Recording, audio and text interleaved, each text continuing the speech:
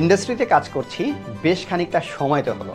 এই লম্বা সময়ে আমরা এক্সপেরিয়েন্স করেছি backend development, API integration, automation, analysis, ভিজুয়ালাইজেশনের মতো বিষয়গুলো একসাথে থাকার কারণে পাইথনের ডিমান্ড ইন্ডাস্ট্রিতে দিন দিন বাড়বে। আর সেই চিন্তা মাথায় রেখেই আমরা সাজিয়েছি ওয়েব ডেভেলপমেন্ট উইথ পাইথন জ্যাঙ্গোর 11তম ব্যাচ, আমি, সেতু ভাই এবং আসিফ মাহির ভাইকে নিয়ে। সিলেবাসের মডিউলগুলো কী হবে, কোন মডিউলের পরে কোন মডিউল থাকবে, এই সব কিছুই আমরা নিজেরা ডিজাইন করেছি আমাদের অভিজ্ঞতা এবং ইন্ডাস্ট্রি ডিমান্ডের কথা মাথায় রেখে। ওয়েব ডেভেলপমেন্ট সেক্টরে একদম শুরু থেকে যদি আপনি ক্যারিয়ার বিল্ড করতে চান কিংবা যদি মুভ করতে চান এই সেক্টরে, তাহলে আপনার যা যা জানা দরকার তার সব কিছু নিয়ে ডিজাইন করা হয়েছে এবারের ব্যাচটি। আউটপুট ফোকাসড দেশসেরা এই সিলেবাসে আপনার লার্নিং জার্নি হয়ে উঠবে আরও বেশি ইম্প্যাক্টফুল এবং আরও বেশি ইফেক্টিভ। এবার আমাদের লার্নিং জার্নি শুরু করব পাইথন দিয়ে।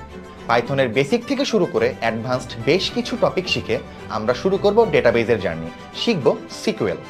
এরপর আমরা শুরু করব ওয়েব ডেভেলপমেন্টের ফান্ডামেন্টাল HTML, CSS এবং বুটস্ট্র্যাপ দিয়ে। এরপর আমাদের লার্নিং জার্নিতে নেক্সট টপিক হবে জাভাস্ক্রিপ্ট।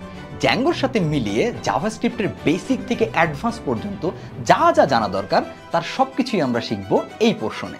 ওয়েব ডেভেলপার হওয়ার জার্নিতে এখন একদম ডিটেলসে জ্যাঙ্গো শিখব রিঅ্যাক্ট.জেএস এবং অ্যাডভান্সড রিঅ্যাক্ট.জেএস এর বেশ কিছু টপিক। আউটপুট ফোকাসড লার্নিং এর এই জার্নিতে আমরা কমপ্লিট করব ইন্ডাস্ট্রি স্ট্যান্ডার্ড 2টি ফুললি ফাংশনিং প্রজেক্ট। সাথে থাকবে ছোট বড় মিলিয়ে 30 থেকে 35টি ইম্পর্টেন্ট প্রজেক্ট, যা আপনার লার্নিং জার্নিকে করে তুলবে আরও বেশি ইফেক্টিভ। আমি এই কথা বলতেই পারি যে দেশসেরা সিলেবাস এবং আমাদের এক্সপেরিয়েন্সের কম্বাইন্ড রিফ্লেকশনটাই আপনারা দেখতে পারবেন আমাদের এই ব্যাচে। একজন ইন্ডাস্ট্রি রেডি ওয়েব ডেভেলপার হওয়ার আপনার এই জার্নিতে আমরা থাকবো আপনার সাথে মেন্টর এবং ভাই হিসেবে। তো দেরি না করে আজই এনরোল করুন আমাদের এই ক্যারিয়ার পাথে।